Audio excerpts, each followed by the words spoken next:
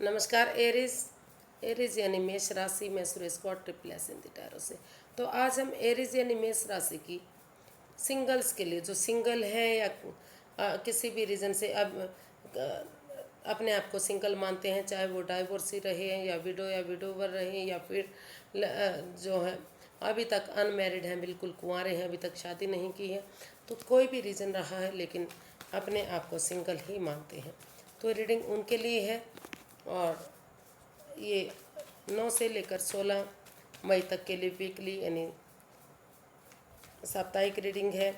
Single general होने के कारण मैच हो भी सकती है, नहीं भी हो सकती, जिस पर जितनी मैच होती है प्लीज़ आप एक्सेप्ट कर सकते हैं। सनसाइन, मूनसाइन या नाम राशि, जिससे भी चाहें आप इसे देख सकते हैं।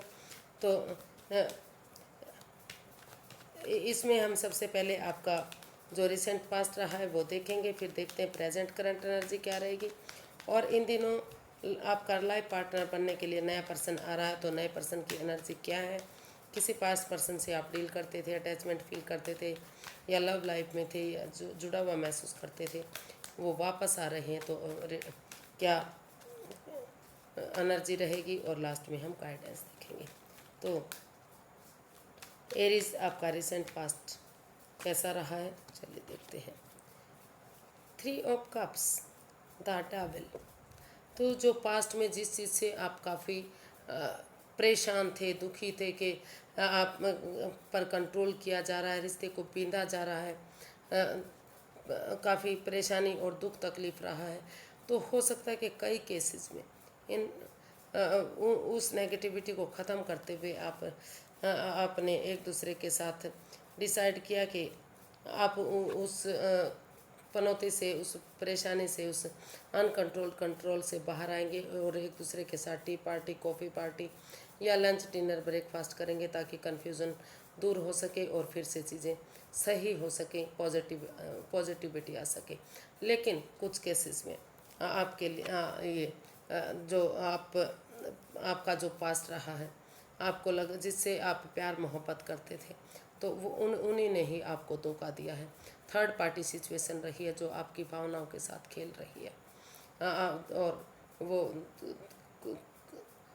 दिखावा कर रही है कि वो आपसे प्यार करते हैं, मोहब्बत करते हैं, लेकिन पीठ पीछे कुछ ऐसा हो रहा है जो आप नहीं जानते हैं।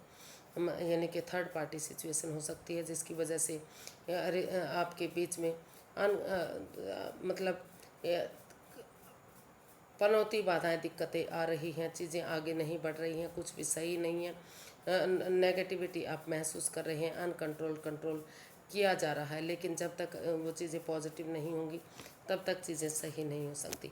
तो कुछ केसेस में नेगेटिविटी महसूस की जा रही है, थर्ड पार्टी सिचुएशन, और कुछ केसेस में उन नेगेटिविटी को बाहर करते हुए, उसे अनकंट्रोल्ड कंट्रोल से बाहर आते हुए अपने आप को एक दूसरे के साथ समझौता करते हुए कि टी पार्टी, कॉफ़ी पार्टी या लंच, डिनर, ब्रेकफास्ट करेंगे और उस परेशानी से बाहर निकलेंगे और आप लाइफ में आगे बढ़ेंगे और सारी चीज़ें आपके हक में होंगी।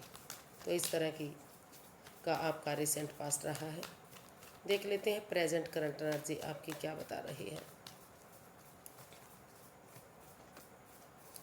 Wheel of fortune, page of pentacles. जी, आपका जो प्रेजेंट करंट एनर्जी है वो बता रही है कि जिन लोगों ने जिनके का जो रिसेंट पास्ट है वो अपनी परेशानियों को, अपने अनकंट्रोल कंट्रोल को ख़त्म करते हुए एक दूसरे के साथ टी पार्टी, कॉफ़ी पार्टी या लंच, डिनर, ब्रेकफास्ट करने की सलाह की है।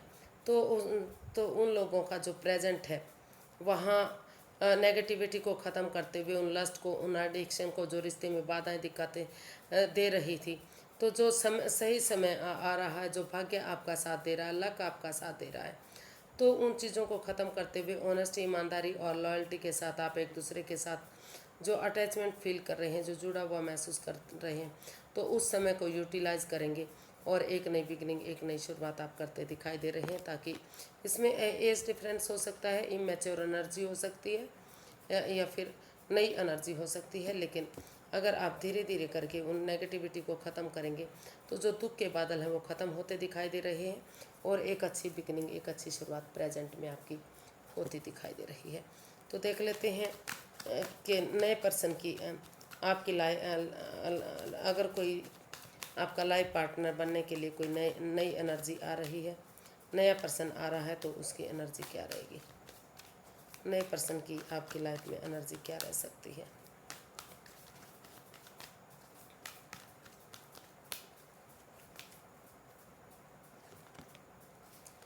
Nine of pentacles, seven of wands. तो एरीज, आप महसूस कर रहे हैं एक तरफा या फिर कह सकते हैं कि जो भी प्रेजेंट और पास्ट में आपके रहा है, तो कुछ केसेस में हो सकता है कि आपको लग रहा है कि नहीं, अभी आपको किसी लव रिलेशनशिप में नहीं जाना है क्योंकि रिश्ते में परेशानी, बाधाएं, दिक्कतें हैं। तो आप सिंगल रहते हुए अपना name, fame, job, business, career, पैसा, मनी, प्रॉपर्टी, खुद पर सेल्फ डिपेंडेंट बनेंगे, अपनी जिम्मेदारियों को समझेंगे, अपने कंधों पर बोझ उठाएंगे ताकि आगे रिश्ते में कोई कन्फ्यूज़न, कोई दिक्कत ना हो, और उसके बाद ही आप रिश्ते के बारे में सोचेंगे। और कुछ केसेस में आपको लग रहा है कि अगर अपनी जिम्मेदारियों को समझते हुए आप अपने प्यार के लिए, ये अपने लिए या अपने प्यार के लिए स्टैंड लेंगे, तो जो जो भी परेशानी, जो भी प्रॉब्लम रही है वो ख़त्म होगी और ये रिश्ता फ्रूटफुल और कामयाब हो सकता है। मतलब कुछ केसेस में आप स्टैंड लेंगे और कुछ केसेस में अभी आप ये सोच रहे हैं कि अभी आपको कोई स्टैंड नहीं लेना है, किसी रिश्ते के चक्कर में नहीं पड़ना है, आपको पहले अपनी जिम्मेदारियों को समझना है, अपने name, fame, job, business, career के बारे में सोचना है, तभी आप किसी रिश्ते वगैरह के बारे में सोचेंगे। तो इस तरह की एनर्जी दिखाई दे रही है। देख लेते हैं, अगर कोई पुराने पर्सन से आप अटैचमेंट फील कर रहे थे तो वो वापस आ रहे हैं, तो पुराने पर्सन की एनर्जी क्या बता रही है। पास्ट पर्सन अगर वापस आ रहे हैं आपकी लाइफ में तो उसकी एनर्जी क्या रहेगी।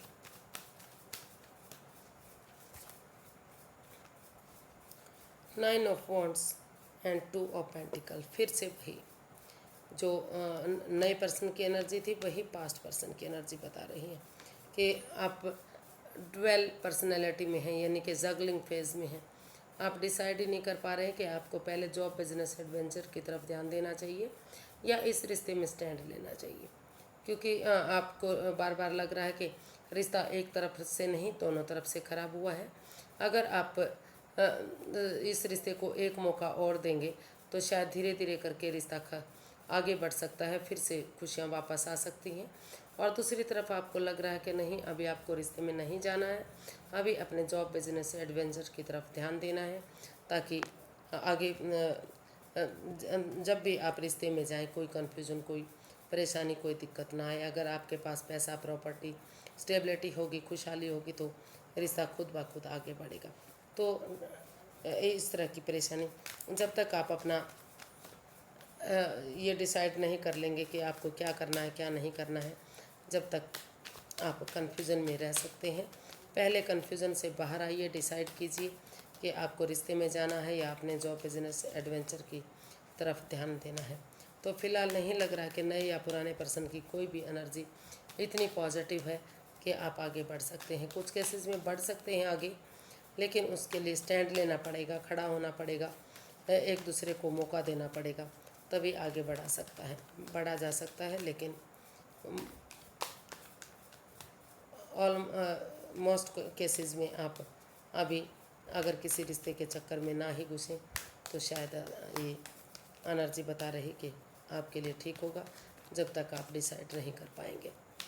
तो देख लेते हैं यूनिवर्स जी क्या गाइडेंस देना चाहते हैं, क्या मैसेज देना चाहते हैं। यूनिवर्स जी गाइड कीजिए प्लीज़, एरीज के लिए क्या मैसेज या गाइडेंस है। Six of cups, queen of pentacles. तो यूनिवर्स जी गाइड करना चाहते हैं कि अगर आप सचमुच इस रिश्ते में रीयूनियन करना चाहते हैं, समझौता करना चाहते हैं, पास्ट वाले दिनों को याद करते हुए, उन क्षणों को, उन पलों को, उन मेमोरीज़ को जो आपने एक दूसरे के साथ बिताए हैं, तो वही खुशी वापस चाहते हैं, वही पर्सन आपको लाइफ में वापस चाहिए, तो आपको इस रिश्ते को स्टेबल और खुशहाल बनाने के लिए स्पिरिचुअल ग्रोथ, हीलिंग और मेडिटेशन करने की ज़रूरत है। स्पिरिचुअल ग्रोथ कीजिए, हीलिंग कीजिए, मेडिटेशन कीजिए, ताकि ये रिश्ता प्रैक्टिकल बन सके, स्टेबल बन सके और फ्रूटफुल हो सके और रीयूनियन, रिकॉन्सिलेशन हो सके। तो आपको पास्ट वाले दिनों को याद करते हुए, इन मेमोरीज़ को, उन क्षणों को, ये रिश्ता आगे बढ़ सकता है। लेकिन आप को पहले स्पिरिचुअल ग्रोथ हीलिंग मेडिटेशन करना होगा, ताकि प्रैक्टिकल बने ये रिश्ता और कोई कन्फ्यूज़न, कोई परेशानी आगे ना रहे फ्यूचर में। तो आज के लिए इतना ही, फिर एक नई वीडियो के साथ मिलते हैं। अगर वीडियो सही लगती है, अच्छी लगती है तो प्लीज़ लाइक, शेयर और सब्सक्राइब करें। कमेंट्स करना ना भूलें, इससे मोटिवेशन मिलता है, हेल्प मिलती है और वीडियो बनाने में मदद मिलती है। तो फिर नई वीडियो के साथ मिलेंगे, तब तक के लिए हैप्पी रहें, खुश रहें। नमस्ते, थैंक यू सो मच।